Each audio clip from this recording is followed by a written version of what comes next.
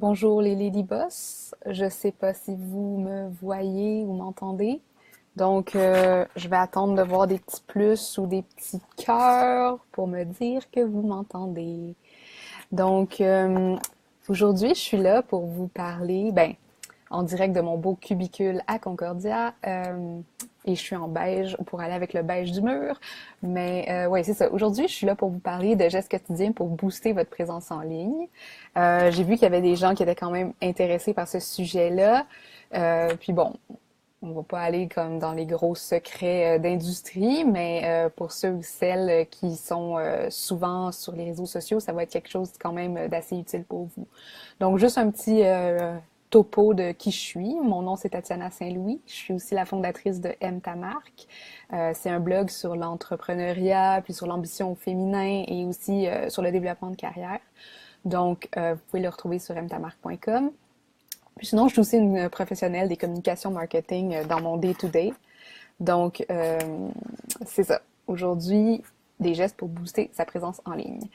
Donc, premièrement, je vais pas vous apprendre rien ici, mais pourquoi est-ce qu'on veut que notre présence en ligne soit optimale? Ben, premièrement, c'est de la pub super pas chère. Je sais pas si vous le savez, mais il y a 97% des consommateurs qui font leur recherche sur le web avant de prendre une décision d'achat.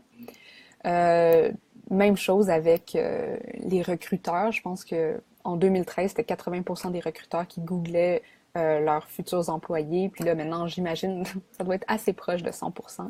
Mais bref, votre présence en ligne aussi, c'est aussi une façon de vous trouver des contacts. C'est pour le réseautage. Des clients, oui, mais aussi des partenaires, des fournisseurs. Puis le plus important, selon moi, de pourquoi c'est important d'avoir une bonne présence en ligne, c'est que vous pouvez vous positionner en tant qu'expert dans votre domaine. Apparemment aussi, j'ai lu dans un article récemment que les experts locaux ont priorité aussi. Donc, inquiétez-vous pas s'il y a genre des super gourous aux États-Unis qui font la même chose que vous.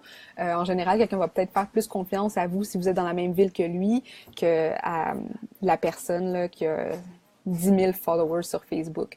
Donc, c'est quand même important que vous aussi, vous soyez en ligne. Mais on est tout occupé. Moi, j'ai une job de 9 à 5, puis aussi j'ai mon blog, puis souvent, me, ma petite routine médias sociaux, elle prend le bord. Puis bon, il faut quand même que je fasse l'effort conscient de rester présente. Donc, avant de vous donner mes trucs, je vais commencer avec les bonnes pratiques, juste pour que tout le monde soit sur la même page. En communication, le plus important, naturellement, c'est de donner le bon message. Tu sais, il y a beaucoup de bruit un petit peu partout sur le web, puis vous allez voir, là, il y a des pages à l'infini. Puis là, en tout cas, c'est quand même intéressant de voir le nombre de pages qui se créent à chaque jour. Mais la communication, c'est donner le bon message au bon public et au bon moment. Donc, quand ces trois éléments sont combinés, vous allez atteindre votre public cible, puis ce public-là va faire l'action que vous aimeriez qu'il fasse. Pour ça aussi, il y a une règle qui est vraiment importante à se rappeler, puis c'est la règle Pareto. Je ne sais pas si vous connaissez, c'est la règle du 80-20, soit 80% de contenu qui va créer de la valeur pour votre public et 20% de promotion. Donc, il y en a qui pensent peut-être que, bon, la page Facebook, il faut tout le temps que vous postiez quelque chose, soit que vous aviez écrit ou que c'est à propos de votre entreprise ou quelque chose. Non. En général, les gens vont préférer créer un lien de confiance justement avec vous si vous leur donnez des outils, si vous leur donnez des choses à aller explorer, puis c'est pas obligé d'être juste vous. Puis vous allez voir aussi, ça va créer des connexions avec les gens dans votre domaine et dans votre industrie aussi. Donc, 80-20, 20% de promotion, 80% de valeur ajoutée à vos lecteurs. Enfin, donner de l'info pertinente et engageante. C'est facile à dire, peut-être un peu plus difficile à faire. Ça vient avec le temps aussi. Plus vous connaissez votre public, plus vous allez être capable de savoir qu'est-ce qu'il aimerait écouter, lire, apprendre ou savoir à propos de vous ou de votre entreprise. Puis le dernier élément, c'est aussi la constance. Faut rester un petit peu dans la face des gens. Faut poster fréquemment. Faut pas que votre page soit laissée aux oubliettes. Il faut que votre blog il soit publié peut-être pas une seule fois ou 6 mois, donc être constant puis être pertinent. Pour ce qui est de la fréquence optimale, j'ai fait genre des petites recherches avant de faire le live, puis c'était intéressant parce que j'ai lu un article dans Forbes qui disait que Par exemple, il y a une règle selon quoi sur Facebook, il faudrait poster 2 fois par jour pour avoir l'engagement maximal. L'article il stipule que c'est pas vrai parce que ça dépend de votre following. Donc, oui, c'est vrai le 2 fois par jour si vous avez, mettons, 10 000 followers et plus, mais en bas de 10 000 followers, cette règle-là s'applique pas vraiment. Puis encore là, en dessous de ça, tout va dépendre aussi de votre objectif. Est-ce que c'est l'engagement sur les publications que vous cherchez? Est-ce que c'est vraiment, vous voulez avoir des cœurs puis des likes sur le post que vous venez de faire? Ou est-ce que c'est que les gens cliquent vers votre site web? Donc ça aussi, c'est quelque chose qui va déterminer si oui ou non votre stratégie est bonne ou non en termes de post. Mais comme tout le monde vous le répète tout le temps, c'est du essai-erreur. Puis il faut aussi que ce soit pertinent à votre style de vie. Donc, je vois qu'il y a du monde qui se sont ajoutés, là, mais vous allez pouvoir revoir le début en rediffusion. Mais bonjour. Mais c'est ça. Donc, engagement ou clic vers le site web, dans ces cas-là, c'est ça. En bas de 10 000 vues, il paraîtrait que 5 à 7 fois par mois, ça serait presque aussi bon que de poster 2 fois par jour sur Facebook. Donc tout ça, c'est des choses qui sont des études de marché. Vous pouvez lire là-dessus, vous pouvez essayer des choses. Moi, ce que j'essaye souvent, c'est de poster à différentes heures de la journée. Donc ça aussi, mais ça va vous prendre un certain tracking. Puis aussi, rendez-vous pas fou avec ça, là, votre engagement sur Facebook ou Instagram ou LinkedIn. Ça va venir avec le temps, mais c'est pas non plus ce qui va faire de la valeur dans votre entreprise nécessairement. Puis ma dernière bonne pratique que je veux partager avec vous avant d'arriver au truc, c'est que quand vous postez quelque chose, que ce soit un blog ou justement un post sur Facebook ou LinkedIn, pensez tout le temps à votre call to action. C'est le CTA que vous allez peut-être voir dans les stratégies marketing. Puis ça vous permet de vraiment avoir un message clair pour rendre ça facile pour les gens. Parce que les gens, ils voient tellement d'informations à chaque jour qu'ils veulent quasiment qu'on les prenne par la main, puis que ce soit vraiment facile à comprendre. Donc, tout ce que vous faites en ligne, ça devrait tourner autour de la question de quelle action est-ce que je veux que les gens prennent après avoir lu ou vu ceci. Est-ce que c'est lire l'article? Est-ce que c'est me contacter? Est-ce que c'est en parler à leurs amis, le partager? Est-ce que c'est juste de la visibilité? Puis, ou acheter quelque chose, s'abonner à l'infolettre. Donc ça, c'est vraiment quelque chose que vous devez pratiquer à avoir en tête. Puis c'est pas juste comme moi, je me lève ce matin, puis là, je veux mettre un post sur Facebook, puis je sais pas trop ce que je veux retirer de ça. Là, vous allez perdre votre énergie un peu à lancer genre des dards un peu partout. Donc voilà. Penser à son call to action. Communication, c'est donner le bon message au bon public au bon moment. La règle du 80-20, la règle de Pareto. Puis aussi la constance et la fréquence. Maintenant, je vais rentrer dans le vif du sujet. Je m'excuse, je vais vite parce que c'est mon heure de lunch. Puis je veux vous donner comme le maximum genre du contenu que j'ai préparé. Mais en même temps, je veux pas non plus vous rusher, là. Salut. Allô Valérie. Allô Rim. Ah, appel à l'action en français. Rim me corrige et oui, je fais beaucoup d'anglicisme. Je travaille dans un milieu anglophone, donc excusez-moi, mais call to action, appel à l'action. Donc, quelques trucs. Bon, là, j'ai dit dans ma présentation que j'allais vous donner des trucs au quotidien. Pour ça, j'ai genre regroupé ça selon 3 grands thèmes, puis c'est vraiment ça, je pense que moi, je me dis à tous les jours, puis que ça serait peut-être quelque chose, si vous voulez intégrer ça à votre routine, c'est vraiment vous dire, OK, il y a 3 choses que je dois faire au quotidien, puis 1, c'est l'observation, 2, c'est la collection, puis 3, c'est l'interaction. Donc, je vais aller à travers chacun, puis vous dire un petit peu, genre, comment je les vois chacun, mais aussi l'autre chose qui va vraiment vous aider à booster votre présence en ligne, ça va être de planifier. C'est poche à dire parce que moi je vous dis c'est quoi des trucs au quotidien, mais planifier, ça va vous permettre d'être là au quotidien justement et d'avoir une stratégie. Se faire un calendrier de contenu, c'est pas si compliqué. Moi, genre, je marche Google Docs, une Excel sheet, là, un fichier Excel vraiment simple. Je mets mes jours de la semaine, je mets des publications. Exemple, je me mets des thèmes. Là. Tu sais, le vendredi, je veux que ce soit une photo drôle. Ou genre, le mercredi, je veux que ce soit une nouvelle de l'industrie. Le lundi, une nouvelle à propos de mon blog ou de moi ou quelque chose comme ça. Donc, vous faire un calendrier de contenu, ça va être vraiment utile. Il peut être mensuel, hebdomadaire, il peut être super détaillé, il peut être un petit peu moins détaillé au début, mais vous n'avez pas besoin d'avoir des gros outils vraiment complexes, là. Puis, Ce qui est bon aussi avec les calendriers, puis moi c'est comme ça que je l'intègre, c'est que vous pouvez faire vos stats vraiment facilement. Donc à la fin de votre semaine, là vous vous faites OK, bon ben j'ai eu tant de reach sur ce post, tant de vues, tant de clics. Est-ce qu'il y a des gens qui ont cliqué sur mon site web par rapport à ça? Fait que ça va vous aider aussi à améliorer votre contenu à la longue. Donc, si je reviens aux 3 mots-clés, observation, collection, interaction, des gestes que vous pouvez faire au quotidien, je vais commencer par le premier qui est vraiment idéal, c'est l'observation, ça va vraiment de soi. Donc, ça, c'est vraiment parce que vous n'êtes pas dans une île déserte et le web est loin d'être comme le concept de l'île déserte.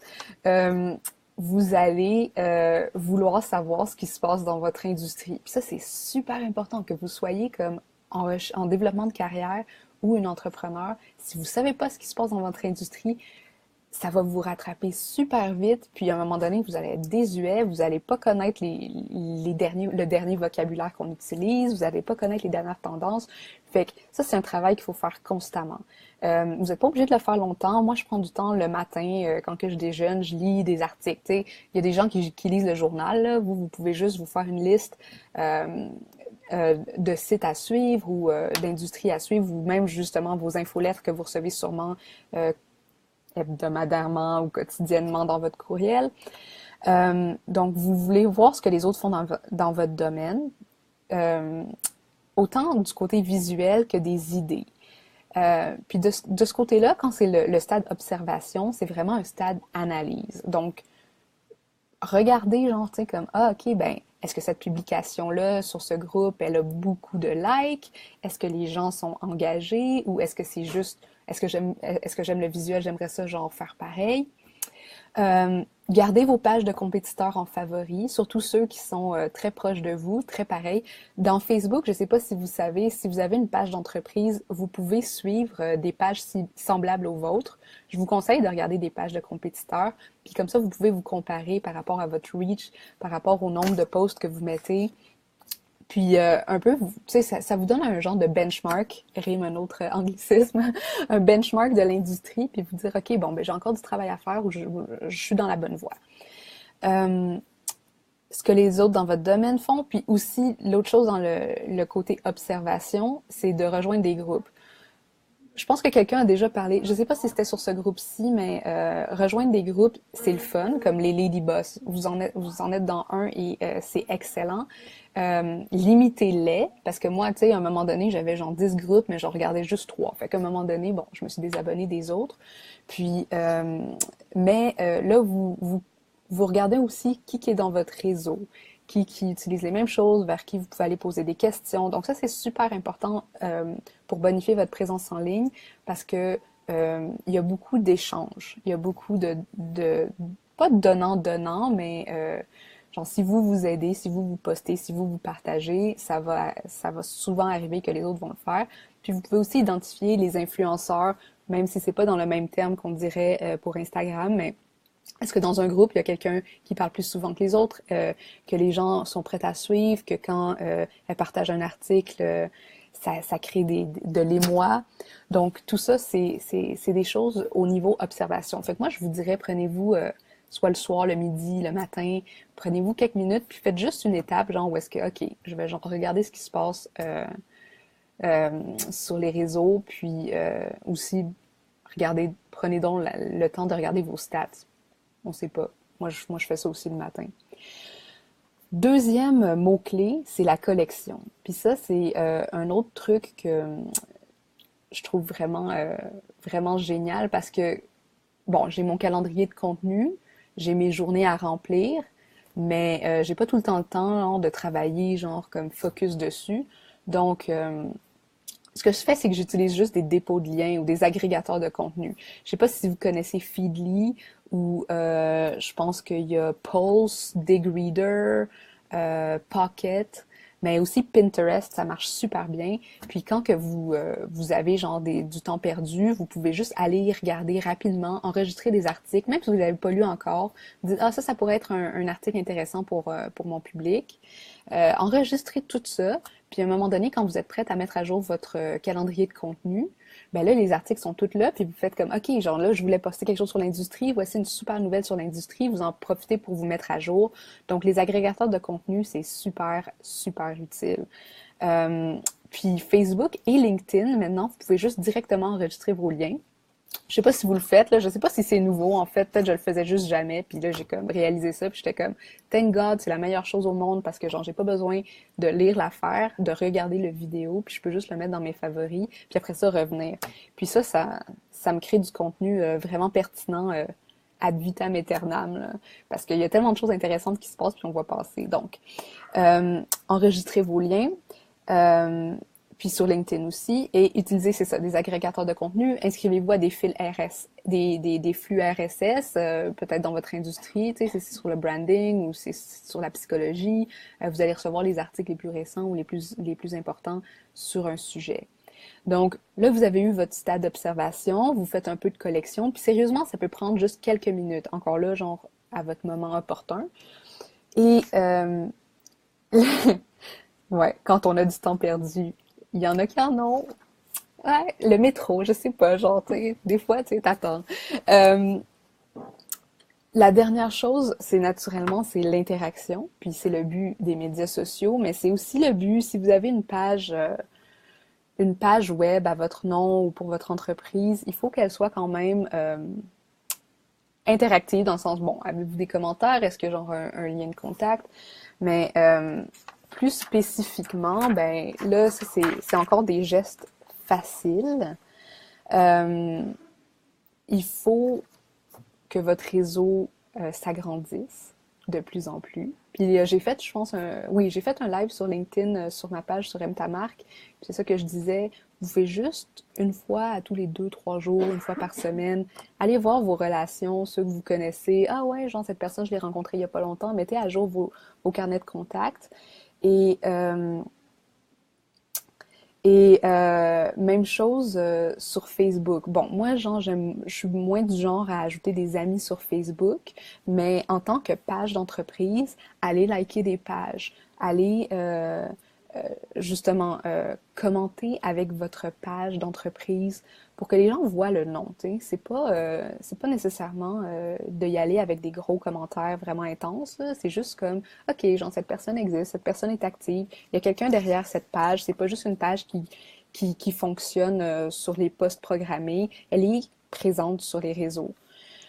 Euh, Interagir sur les groupes Facebook, c'est toujours bon, surtout si vous voulez vous positionner en tant qu'expert. Il y a tout le temps des gens qui ont des questions, puis bon, si vous n'êtes pas du genre à vouloir recevoir les notifications en immédiat, bon, vous pouvez toujours les recevoir une fois par jour. C'est sûr que ça va peut-être être moins pertinent, les autres personnes auront déjà commenté, mais faites un tour justement sur votre heure de lunch ou à un moment donné, puis allez répondre à quelques personnes, surtout les gens qui ont rapport à votre industrie. Répondez surtout, ça c'est quelque chose là, il faut absolument que vous le fassiez. Si vous le faites pas encore, prenez genre comme quelques minutes le soir avant de vous coucher ou quand vous travaillez, mais répondez aux commentaires et répondez aux courriels si on vous écrit. Euh, je suis sûre que vous le faites toutes parce que je suis sûre que vous êtes des femmes d'affaires très professionnelles. Mais répondre aux commentaires, ça montre aussi que salut Geneviève, tu vas pouvoir le réécouter. Mais répondre aux commentaires, ça montre aussi que vous allez... excusez, mon téléphone sonne en même temps. Tellement genre de distraction. Répondre aux commentaires, ça montre que votre page encore, elle est pas juste vide ou morte. T'sais. Donc, c'est important de créer ce lien-là, puis de montrer qu'il y a une personne derrière tout ça. Puis, on l'oublie aussi, mais poser des questions. Ça, c'est aussi une façon de se faire voir, mais d'avoir du feedback aussi. Ça peut être des questions qui n'ont pas rapport à qui sont pas vraiment, tu sais, mettons moi je suis en com marketing, j'ai pas besoin d'aller poser des questions intenses comme quelle est votre stratégie de marque préférée? Non. Tu sais, vous pouvez juste dire comme bon, qu'est-ce que vous faites? Je pense que vous le voyez souvent, ben justement sur le groupe des Lady Boss, Rim elle poste souvent des questions, c'est quoi votre série préférée ces temps-ci ou des choses comme ça. Donc, ce genre de questions, ça crée un esprit de communauté, puis ça vous apprend à connaître un peu les gens qui sont autour de vous virtuellement, là, puis à créer des liens. Donc, initier la conversation. Ça aussi, c'est des petits gestes qu'on peut faire tous les jours. Pas besoin de le faire longtemps. Pas besoin d'être totalement, genre, tout le temps sur Internet pour le faire. Vous pouvez, genre, choisir un moment. Puis, aussi, point de vue interaction, puis quand vous faites votre calendrier, oubliez pas de mixer les médias. Puis ça, c'est quelque chose que, encore là, genre, si vous êtes dans les coms marketing, vous allez le savoir, mais les vidéos ont beaucoup plus de reach que les posts écrits. Euh, les images vont souvent générer plus d'engagement que les posts qui en ont pas. Il y a les longueurs aussi, genre de texte à écrire. Tu sais, il y a plusieurs façons d'être créatif. Mais ce qui est le fun aussi, c'est si à un moment donné, il y a une fin de semaine, vous voulez utiliser, puis vous préparez un petit template d'une image, puis vous changez le texte à l'intérieur. Moi, je le fais souvent avec des citations que je trouve inspirantes. Puis comme ça, de temps en temps, ça met un peu de différence dans mon feed Facebook. Puis, puis c'est le fun, c'est pas un post intense. Ils n'ont pas besoin, genre, de lire un article de 1500 mots. C'est juste une quote que moi, il m'a inspiré. Puis comme ça, à tous les jours, si, genre, je vois une quote qui passe sur Pinterest ou whatever, je l'enregistre. Puis ça me fait encore du contenu. Euh, Partager des vidéos aussi, ça génère beaucoup de stats, beaucoup d'engagement plutôt. Vous allez voir ça dans vos stats. Puis, naturellement, faire des lives. Euh, Facebook aime beaucoup les lives. Il y a d'autres plateformes qui en ont moins, comme LinkedIn n'a pas encore de live. Ça peut être court, mais je pense aussi une des personnes qui fait beaucoup ça, c'est Anne-Lise de Blog Entrepreneur, qui n'est pas ici, je crois, donc shout out. Ça peut être court, mais ça met un visage, ça personnalise votre entreprise, ça vous personnalise vous aussi. Tu sais, moi, si un employeur cherchait ma page puis voyait, bon, ben c'est ça qu'elle fait, ça c'est elle, c'est comment qu'elle se présente, ça donne une idée de la personne, puis vous n'avez pas à vous cacher de toute façon. Mais j'avoue, je suis pas la première à faire beaucoup de live, mais je vois à quel point c'est un outil important. Bref, petit récapitulatif, je vais juste revenir sur les trois mots. Donc, observation, collection, interaction. Observation, regardez ce qui se passe dans votre industrie, vos compétiteurs. Ensuite, collection, enregistrer des liens, utiliser des agrégateurs de contenu. Puis, mixer les médias dans les interactions, parler à du vrai monde. Du vrai monde derrière leurs écrans, mais quand même du vrai monde. Puis, petit truc bonus là, que vous pouvez faire maintenant, là, que peut-être vous n'avez pas encore fait, ça serait d'aller à travers tous vos profils de médias sociaux, euh, puis d'aller voir votre description, puis voir est-ce que votre description utilise les mots-clés de votre industrie. Et sinon, allez les changer, mettez les hashtags nécessaires, mettez les mots-clés nécessaires, traitez votre description de médias sociaux comme si vous faisiez du SEO. Donc, vous allez voir aussi, ça risque de vous aider dans la visibilité. Et c'est quelque chose que vous pouvez faire aussi une fois par mois, une fois par 6 semaines, juste pour être sûr que vous êtes encore à jour. Donc voilà, je sais pas si tout cela vous a été utile, mais c'est des petits gestes comme ça qu'on peut faire tous les jours, qui prennent pas tant de temps que ça, mais que si c'est quand même structuré, vous allez voir là, vous allez créer une routine, puis ça va vraiment améliorer votre visibilité en ligne. Euh, je vais mettre un résumé de ce live sous forme de blog sur mon site la semaine prochaine. Donc, je vais le partager ici sur le groupe. Puis, je suis aussi en train de créer une formation pour booster votre présence en ligne afin de propulser votre carrière parce que c'est vraiment quelque chose que moi m'a servi dans les 2 dernières années. Là, j'ai vraiment commencé à créer ma présence en ligne et j'ai vu la différence que ça a fait auprès des employeurs. Puis auprès du réseau que j'ai commencé à me faire. Donc, en préparation sur le site de MTamark.